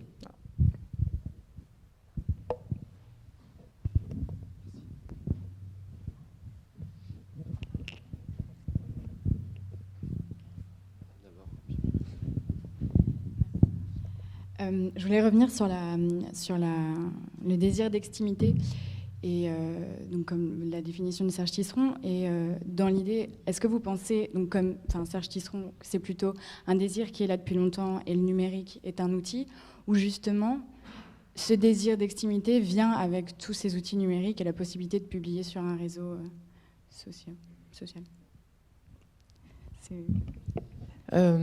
Donc finalement, c'est cette question du déterminisme en fait social ou technique de l'extimité, c'est ça? Enfin, est-ce que ça vient de la machine ou est-ce que ça vient des personnes? Ouais, voilà. C'est vraiment une production réciproque, c'est-à-dire que effectivement la machine donne la possibilité, met à disposition des outils pour se mettre en scène. Mais par exemple, ces sexy selfies, ils sont possibles. Alors c'est vrai que c'est davantage possible avec les appareils numériques, mais bon, pourquoi est-ce que ça n'a pas été déjà fait auparavant? C'est tout simplement parce qu'en fait les usages vont à leur rythme et la machine n'est pas le seul élément qui va déterminer un usage. Effectivement, il faut qu'il y ait des communautés, des usages qui sont toujours co-construits, qui se mettent en place. Pareil, si moi j'ai envie comme ça de me montrer tout nu sur Internet, si j'ai pas de communauté pour partager et puis faire la même chose avec moi, eh bien ça va pas marcher. Donc effectivement, il y a peut-être des gens dans les années 2000 qui faisaient déjà ça, mais ils étaient peut-être isolés dans des communautés spécifiques. Aujourd'hui, en fait, il y a effectivement énormément de sites qui le proposent, qui le socialisent, et des sites comme Snapchat, par exemple, enfin des dispositifs comme Snapchat vont énormément aussi servir de cadre à ces projections-là, sans que rien ne soit donné ni n'incite a priori dans le dispositif à le faire. C'est juste effectivement des cadres aisés de médiation de ces éléments. Mais justement, vous, qu'est-ce que vous en pensez? Okay, la question de la détermination technologique. Qu'est-ce qui prédate qui? C'est super délicat. C'est une danse qui se fait à deux, nécessairement. Donc, s'il n'y a pas un humain pour poster la photo, c'est sûr qu'elle ne se retrouvera pas là. Mais en même temps, on peut se dire qu'il y a un déterminisme technique fort. très, très, très fort. Il y a certains auteurs qui parlent d'une autonomisation du flux de la techné. Je ne sais pas si je me rendrai jusque-là parce que ça implique des transcendantaux compliqués à justifier en discussion, mais il y a quand même, dans la technologie, il y a quelque chose qui parfois, qui ne prédate pas l'humanité en tant que telle, mais qui va prédater nos existences à nous, essentiellement. Puis je pense que, c'est bien qu'il y a un jeu, il y a un va-et-vient entre l'être humain et la machine, je crois qu'il y a un poids qui est disproportionné, qui est mis du côté de la techné dans cette relation-là.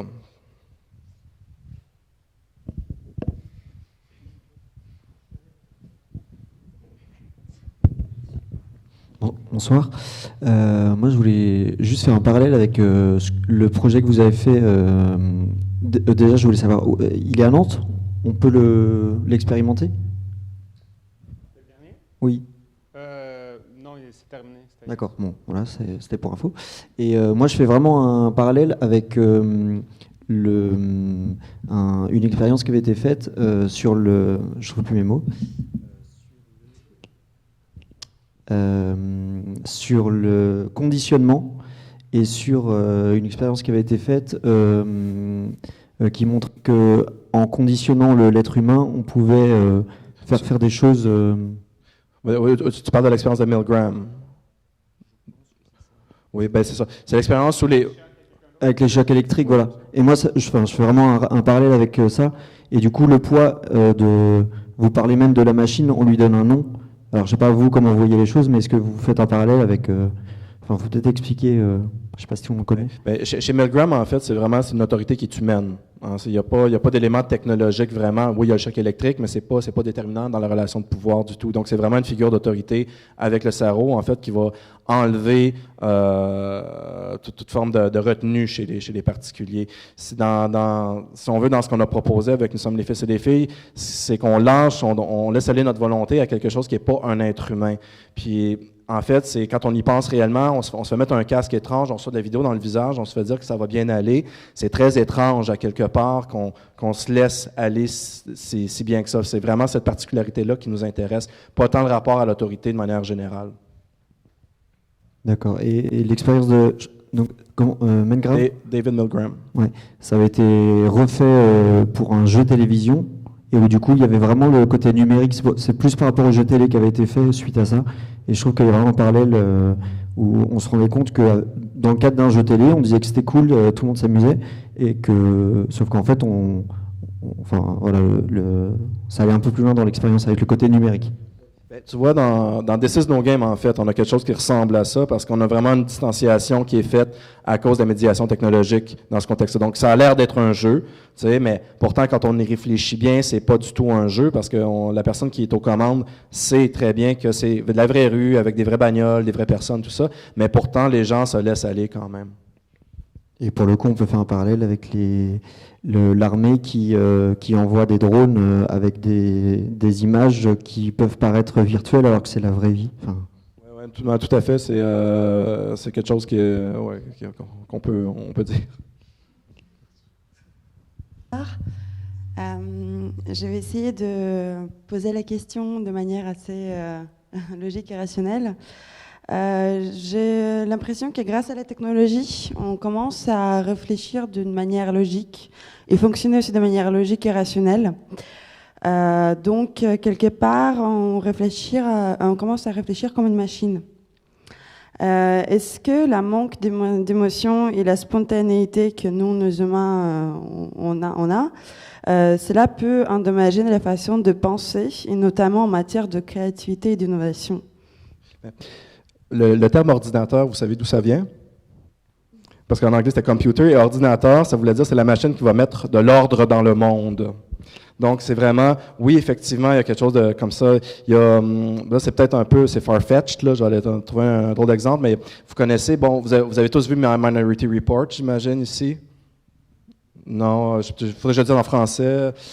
C'est un film de science-fiction à Tom Cruise avec des policiers, les précoques, qui prédisent les crimes à l'avance, font les arrestations, tout ce genre de choses-là. Bon, présentement à Los Angeles, il y a un programme pilote, en fait, où des policiers sont envoyés sur le terrain avec un automate qui prend des décisions pour eux essentiellement. Donc, on vous envoie, machin, patrouiller dans tel quartier parce qu'on sait que statistiquement, il y a tel ex-détenu qui est là, tel niveau de pauvreté, blablabla, comme ça. Donc, évidemment, on envoie les flics là-bas, puis évidemment, ils tombent sur des problèmes, puis évidemment, ils arrêtent des gens. Mais en fait, ce qu'on est en train de réaliser, c'est que quand on fait ce genre de choses-là, c'est qu'on force la réalité à se conformer à un modèle qui a été prédéterminé à l'avance. Dans le sens que, c'est pas, on n'a pas débusqué tant que ça un nouveau crime qui allait se produire, mais on fabrique un monde qui ressemble au modèle. Mais est-ce qu'il y a une solution pour ça? Moi, je suis pas tout à fait d'accord sur le fait que finalement on soit complètement rationalisé par la machine, parce qu'effectivement, il y a ce côté effectivement de calcul, enfin ratio, mise en ordre, etc. De la machine. Mais vous avez également les premiers, par exemple le MEMEX de Van Neverbush, donc un des le premier concept d'ordinateur qui a été inventé. En fait, fonctionnait quand même sur le mode de l'analogie. L'analogie, c'est très très apparent aussi, enfin très connecté, il me semble, avec la créativité, l'innovation, non? Oui, mais je ne connais pas le MEMEX, en fait. Est-ce que tu peux expliquer? Ah oui, pardon. Donc le MEMEX, c'était l'idée d'une machine qui finalement conserverait la mémoire des œuvres d'art et des œuvres de l'esprit par des liens de contiguïté, c'est-à-dire on peut naviguer à travers des images, enfin d'une image à l'autre, par des liens d'analogie. Mais je crois que c'est resté toujours à l'échelle de projet. Par contre, c'est, excusez-moi que je prenne mes cours de licence. Hein. C'est une sorte de palette de la mémoire, en fait. Ça fonctionne un peu de la même façon. Voilà, c'est ça. Mais donc du coup, moi je trouve que se départir des technologies, c'est extrêmement simple. On va les utiliser pour sa créativité. En fait, c'est avec l'essor des technologies mobiles. Enfin, il me semblait que c'était assez noir tant qu'on restait enfermé dans les années 2000. Moi, je suis cette génération où on passait toute sa vie derrière l'ordinateur et dès qu'on s'éloignait de sa console ICQ, eh bien, on avait des angoisses parce qu'on n'avait plus de lien en fait avec ses amis à l'autre bout du monde. Mais avec les technologies mobiles, quand même, il y a aussi cette possibilité de devenir créatif à n'importe quel moment, quand même. Toute la créativité amateur, des machinima, c'est-à-dire, par exemple, les vidéos créées par les joueurs dans les jeux vidéo, jusqu'à, effectivement, toutes ces créations, d'ailleurs, que vous faites, eh bien, c'est assez énorme. C'est aussi des moyens, en fait, de développer des modalités de faire du sens qui sont extrêmement novatrices. Donc, rassurez-vous, je dirais. Ne soyez pas si pessimiste. Je ne sais pas si ça répond à votre question.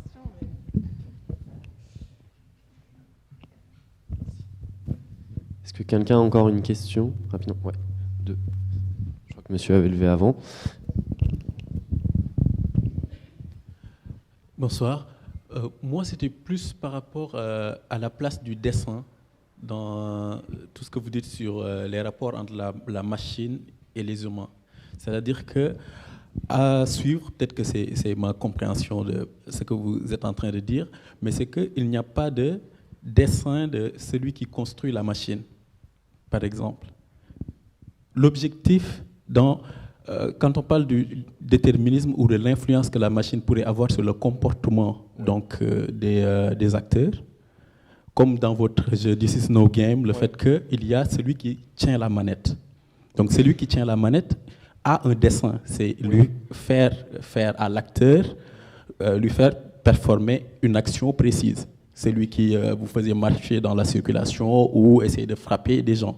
De la même manière, je trouve que dans les réseaux sociaux aussi, on réfléchit sur la façon dont la machine réseau social numérique, Facebook par exemple, a une influence sur les personnes qui vont partager des statuts, partager des photos, etc. Mais on oublie que derrière la machine, il y a peut-être une entité agent là qui est en train d'insuffler un dessin précis. Par exemple, je prends juste rapidement un exemple d'une étude qu'avait fait Facebook, une étude privée puis ensuite qui a été divulguée. C'était concentré sur la Californie pendant une élection présidentielle. Et par le biais de la façon dont les algorithmes de Facebook pouvaient mettre en avant certains statuts des gens qui ont voté, ça pouvait influer sur le réseau social de ces gens-là pour aller voter ou non.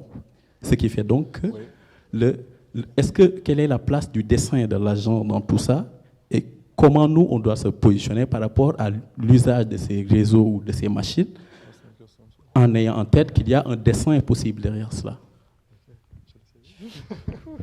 C'est vrai. Non, je peux la rigueur. Okay. Ben, essentiellement, il n'y a pas de technologie qui est politiquement neutre, en fait. C'est dans son contexte d'application, il y a toujours quelque chose qui se passe. Parfois, bon, je pense qu'il y a quand même eu, à certains moments, des gens qui ont pu faire des choses naïvement, mais je ne pense pas que ça soit la majorité des cas du tout. Quand on regarde le déploiement de certains outils qui ont l'air en apparence neutres, pensons à Google, là, avec son moteur de recherche, on va reclasser le savoir, des choses comme ça, puis on s'est dit, c'est un beau système d'index qui va nous aider à trouver des sources, mais Google, le board de Google, ben, c'est peuplé de transhumanistes qui embauchent leurs collègues transhumanistes, ils ont un projet, ces gens-là. Bon, sans tomber dans Skynet et la terreur, c'est pas nécessairement ça, mais il y a vraiment quand même, il y a des intentions derrière tout ça, c'est évident. Oui, effectivement. Et effectivement, une technologie n'est jamais neutre, enfin, et surtout pas les technologies de communication numérique, aussi simples soient-elles. Et d'ailleurs, même en fait, plus elles sont vicieuses, je dirais, plus elles adoptent un style extrêmement simple, à l'image de Google, ou bien effectivement, voilà, en fait, tous ces sites qui ont une interface assez rudimentaire, en fait, c'est juste une impression d'aspect rudimentaire, mais évidemment, la structuration en fait de cette interface va structurer. Et en fait, c'est une autre forme de structuration du corps. En fait, c'est comme si on remplaçait. Sont vraiment des modélisations du second corps de communication. Donc, alors comment l'utiliser? Alors ça, c'est une vaste question. Et justement, je pense qu'il y a de réponses monolithes à donner en aucun cas, puisqu'en fait, c'est chacun doit faire son expérience et en fonction de ses activités, de sa personnalité, on va pas du tout avoir les mêmes nécessités ni les mêmes objectifs à suivre. Et du côté des concepteurs, les concepteurs, c'est toujours des concepteurs qui ont conçu effectivement ces dispositifs. Donc il y a toujours une intentionnalité, un dessin, comme vous dites, derrière ces sites. Mais ensuite, on peut très bien se faire à ce dessin-là et puis trouver des contreparties. Moi, il y a beaucoup d'usagers de Facebook qui me disent, ben oui, Facebook, moi je l'utilise tout le temps, et moi ça me permet, le fait de mettre mon vrai nom, ça me permet aussi de retrouver des amis avec lesquels je n'aurais jamais été en contact auparavant. Et Facebook est gratuit. Et c'est gratuit parce que justement, finalement, on vend ses données. Donc, bon, ensuite, il faut faire attention à ce qu'on met en ligne aussi sur Facebook. On va pas avoir toutes les discussions possibles sur Facebook aussi. Mais je pense que ce qui est important, c'est d'avoir conscience de ce que font ces applications avec nos données, et savoir aussi que potentiellement, l'État peut nous contrôler avec ces données. Donc, quand on a des activités illicites, il faut faire attention. Mais il y a beaucoup de gens qui disent « mais moi, j'ai aucune activité illicite, donc finalement, je m'en fiche ». Et je trouve que c'est un raisonnement qui se vaut tout à fait. Il y a aussi la notion de détournement qui est possible chez les usagers. Donc, il y a quelque chose, en fait, quand on est éduqué, on sait ce qui se passe derrière la machine, derrière l'outil qui l'a produit et comment elle fonctionne. On est capable de l'utiliser à d'autres fins. Puis c'est ça qui est vraiment, c'est ce qui est le plus intéressant, ces espèces de créativité-là chez les gens. Moi, c'est un peu ça pour moi, la lueur d'espoir, c'est là qu'elle se trouve. C'est dans la capacité des gens de renverser le fonctionnement d'une machine, en fait, de faire en sorte que la machine arrête de fonctionner, puis serve une autre. C'est une fonction qui n'était pas du tout prévue. Juste une dernière remarque pour ne pas monopoliser la parole. C'était concernant la question de la demoiselle de tout à l'heure, concernant la créativité. Par exemple, l'idée de se départir donc, de la machine pour pouvoir détourner la machine. Pour reprendre l'exemple de Google, Google peut personnaliser vos résultats de recherche par rapport à vos requêtes antérieures et par rapport à votre historique de navigation antérieure. Ce qui fait donc que les humains ne s'en rendent pas compte, mais qu'il y a ce qu'on appelle le confirmation bias, je ne sais pas comment on va le dire en français, le biais de confirmation qui fait qu'on a tendance à aller vers les choses qui confirment nos opinions préétablies. Ce qui fait donc que dans la construction de l'identité, est-ce qu'on ne va pas se retrouver enfermé dans des bulles de confirmation où l'individu ne va plus aller vers autre chose de nouveau, mais va tourner dans un cercle où il n'y a que les choses qu'on aime bien, les opinions avec lesquelles on est d'accord, les idées politiques avec lesquelles on est d'accord, qu'on ne retrouve que partout où on va et dans toutes les interactions avec la machine.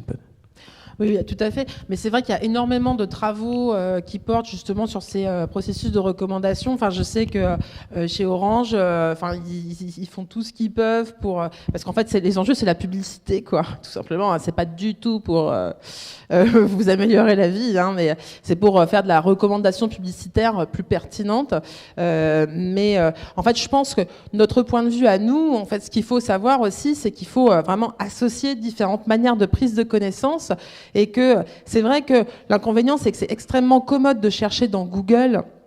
Mais il faut aussi utiliser d'autres moteurs de recherche ou bien effectivement aller voir sur des portails de revues pour se documenter sur un sujet, voire même aller dans des bibliothèques IRL en face à face pour se documenter sur des sujets par exemple. Enfin, c'est vraiment aux personnes à prendre conscience de ça et puis non plus à pas se laisser driver uniquement par une machine, mais à vraiment utiliser en fait les spécificités de chaque dispositif. Moi, c'est vrai que quand je vais en bibliothèque, je vais trouver des ouvrages qui vont pas du tout être les mêmes que sur Internet. Sur Internet, c'est super parce que je peux trouver des choses très très pointues, mais ensuite, je vais aussi panacher ça avec d'autres moyens de prise d'information. Donc, ça, c'est des méthodes aussi qu'on n'apprend pas encore systématiquement à l'école, mais je pense que c'est vraiment là-dessus que doivent mettre l'accent, enfin, sur l'éducation aux médias, etc., et à l'usage de la vie quotidienne numérique.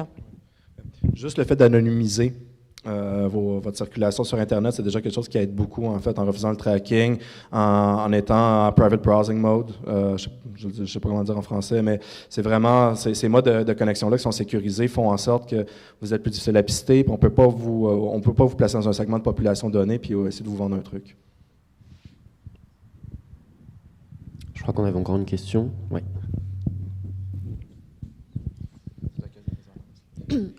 Moi c'est plus donc par rapport à votre dispositif que je découvre en fait parce que je savais pas avant tout à l'heure que vous aviez fait ça à Nantes hier. Moi c'est plus par rapport au dispositif et à votre interprétation. Il y a quelque chose que je trouve assez paradoxal. Vous parlez de conditionnement, donc de quelque chose que moi je trouve assez négatif. Finalement, le conditionnement, c'est de devoir remplir des cases. On a tous, je pense, des expériences mauvaises. On n'arrive jamais à rentrer dans les cases, où on passe des heures à essayer de les remplir. Donc quelque chose de plutôt négatif. Après, il y a aussi le fait que vous disiez, comme vous le disiez tout à l'heure, que quand on est totalement immergé justement dans ce formulaire-là sur les réseaux sociaux, où on a un peu honte. Moi, je vois dans mon entourage, c'est ça aussi. Les gens ont honte d'être à fond sur Facebook, de remplir toutes les cases, de remplir, de poster des photos tout le temps, que ce soit sur Insta ou des choses comme ça. Donc quelque chose d'encore un peu négatif. Et à côté de ça, vous, dans votre installation, moi, il y a cette phrase-là qui me saute aux yeux, cette expérience nous fera du bien. Et quelque chose qui, en gros, c'est quoi ? C'est vous êtes immergé, donc en plus vous êtes acteur, donc il n'y a pas cette frontière où on est derrière notre écran, on remplit les cases. Là, on est carrément immergé dans l'installation artistique et on est censé prendre conscience de ça, de l'autre et d'être bien. C'est juste ça où Ouais. Mais je pense que, quand c'est une voix de robot qui vous dit qu'il faut absolument être bien, il y a une distance ironique qui s'installe quand même. Donc, on n'est pas enthousiasmé à cette idée-là de vivre ce genre d'expérience-là. Pour nous, c'est pas quelque chose de nécessairement agréable. Puis, en fait, ce qui est intéressant pour nous, c'est qu'en fait, on peut le ressentir de manière un peu agréable, mais on a tout le temps ce deuxième discours-là qui est critique en arrière. Parce que l'idée, c'est pour nous, c'est que si quelqu'un fait l'expérience, se retrouve après dans le monde à l'extérieur, et se dit « Ah, je me sens de cette manière-là », le show va revenir dans sa tête, puis va dire « Ah, merde, c'est encore ce truc-là qui se produit », puis ça va faire des idées qui vont coller sur les gens, en fait. Je veux dire, en fait, moi, je le présentais comme une dénonciation, en fait, quelque chose qui pointe sur... Effectivement, j'ai peut-être pas pris toutes les précautions nécessaires dans la rapidité de conception du dispositif PowerPoint, mais oui, effectivement, cette expérience nous fera du bien, et en fait, l'idée, c'est vraiment de montrer comment est-ce que ce dispositif, finalement... Alors, c'est vrai qu'il y a un côté un peu paradoxal, parce qu'à la fois, lorsque vous faites poser la question par la machine à la fin, eh bien, est-ce que cette expérience nous fera du bien? Alors nous, on se dit tous, ah oui, il faut pour faire plaisir aux artistes, en fait, de mettre ses mains devant le visage pour dire oui, ça m'a fait du bien, ça va changer ma vie, etc. Moi, personnellement, je l'ai pas fait, mais non pas. Mais en fait, on était nombreux à ne pas le faire, mais certains l'ont fait quand même et on savait pas vraiment. Et en fait, il y a quand même. Mais je pense que ce qui est important, c'est que la réflexion s'enclenche. Et que, en fait, à ce moment-là, on se dit, bon, quel est le discours, effectivement? Est-ce que c'est un discours où je dois croire, cette espèce de pratique chamanique numérique, comme quoi je me serais vraiment en train de voilà, de découvrir la connaissance à travers une machine, etc., tout en sachant très bien que c'est complètement artefactuel, artificiel, que c'est une mise en scène artistique dans un cadre artistique, etc. Mais oui, je pense que c'est vraiment toute cette en fait, complexité, finalement, de l'acte de dénonciation par effectivement une installation, ce qui est tout le corps de votre travail que vous avez présenté précédemment.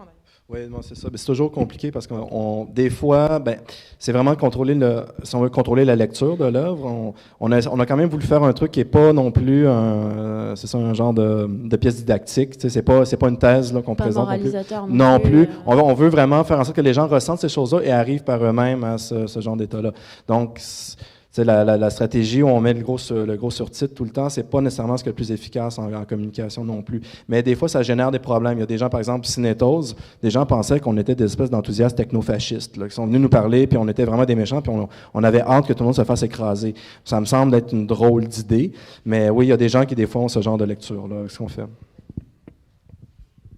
Mais oui, mais c'est aussi parce qu'il y a des gens qui proposent vraiment ces dispositifs-là vraiment pour se faire plaisir. Enfin, moi, j'ai déjà vu ça, enfin, comme les gens qui se suspendent à des anneaux dans des soirées BDSM, etc. Enfin, il y a des gens vraiment à qui ça fait plaisir. Donc, mais ici, c'est un dispositif artistique, donc effectivement, là, il y a une mise en scène du sens. Il faut quand même lire effectivement le mode d'emploi pour savoir que... moi, j'étais pas sûre, d'ailleurs, hier, quand j'ai vu, je ne savais pas si vous étiez partie prenante ou pas de ce point de vue qui était mis en scène dans votre dispositif. Mais c'est vrai qu'en vous écoutant, c'est tout à fait clair. C'est ça, c'est toujours... c'est une pièce qui est récente, qui est un peu délicate. C'est ce qu'on a... Parce qu'on joue avec du texte, puis c'est une pièce qui est, qui est moins littérale que... il y en a plusieurs qu'on n'a pas présentées ici, qui sont plus, je dirais, comme plus faciles, plus dénonciatrices, de manière classique, plus facile à lire. Mais ça, c'est un objet avec lequel on est encore en train de composer. Comme je disais un peu plus tôt, on va probablement changer beaucoup de scènes, puis retravailler beaucoup le texte, puis la mise en scène pour vraiment favoriser, en tout cas, améliorer la lecture que les gens vont avoir du projet. Merci.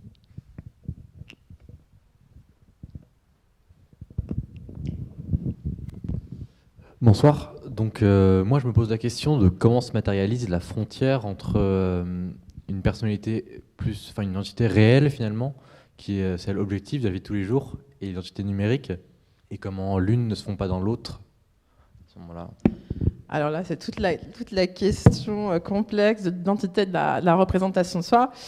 Mais en fait, le sujet, il est toujours quand même ancré à l'intérieur de sa tête. Enfin voilà, disons que comment est-ce que ce dispositif ne se mélange pas? Effectivement, on a la conscience de soi qui va opérer à la source. Et pour moi, en fait, la prise de conscience des années 90 que je présentais au départ, c'était la prise de conscience que le corps n'était pas inaliénable, finalement, à cette perception de soi-même et de sa propre identité.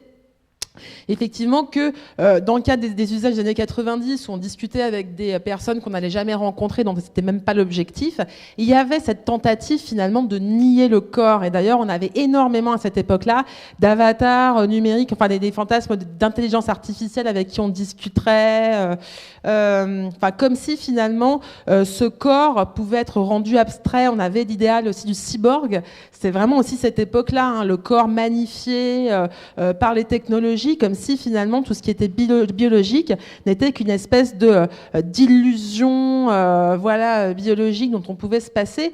Mais je crois que justement c'était juste un passage, parce que quand même on a pris conscience, alors à part les transhumanistes qui imaginent quand même qu'on peut peut effectivement peut-être par une greffe de cerveau en fait se greffer ailleurs que dans un corps biologique. En tout cas, dans notre réalité actuelle, quand même, on est vraiment dans une composition complémentaire. En fait, vraiment alors certains disent hybridation, mais je trouve que c'est pas vraiment une hybridation, mais c'est vraiment une co-construction entre ce que peut faire le corps et ce que peut faire la machine. Et ces dispositifs du Quantified Self, la téléphonie mobile, etc. Enfin, si je peux pas me mouvoir, si j'ai pas de corps pour les utiliser, de toute façon, je ne peux pas. Et en fait, finalement, tout se construit en correspondance. Mais je pense aussi qu'il faut être extrêmement vigilant, et là on entre dans la phase des conseils, tout à fait discutable, mais je pense qu'il faut quand même faire attention à bien entretenir ces liens entre ce dispositif et le corps biologique pour qu'il n'y en ait pas un qui prenne le pas sur l'autre. Parce qu'en fait, je pense qu'il y a aussi beaucoup de pathologies psychologiques, alors ça c'est plus mon domaine, mais qui peuvent s'originer dans ces problématiques en fait de collaboration entre le corps et l'avatar, qui soit dans les jeux massivement multijoueurs, on a beaucoup vu ça, mais en même temps, dans les usages aussi, maintenant les gens se rencontrent, donc finalement aussi, l'avatar hyper brillant des jeux massivement multijoueurs sert aussi à illuminer finalement la personne en face à face. Et ça, ces usages, c'est vraiment à nous aussi de les construire aussi en permanence, sans dénier au corps sa place absolument inaliénable, justement, qu'il a en tant que conditionnant justement la production d'un avatar. Très bien, merci. Peut-être une dernière question, parce qu'on va pas tarder à arrêter. Ou pas, s'il n'y en a plus. Non, c'est bon, parfait, c'est bon timing. Merci beaucoup, merci à tous, puis merci évidemment à nos intervenants, et puis merci au bâtiment B de nous avoir accueillis. Puis à bientôt.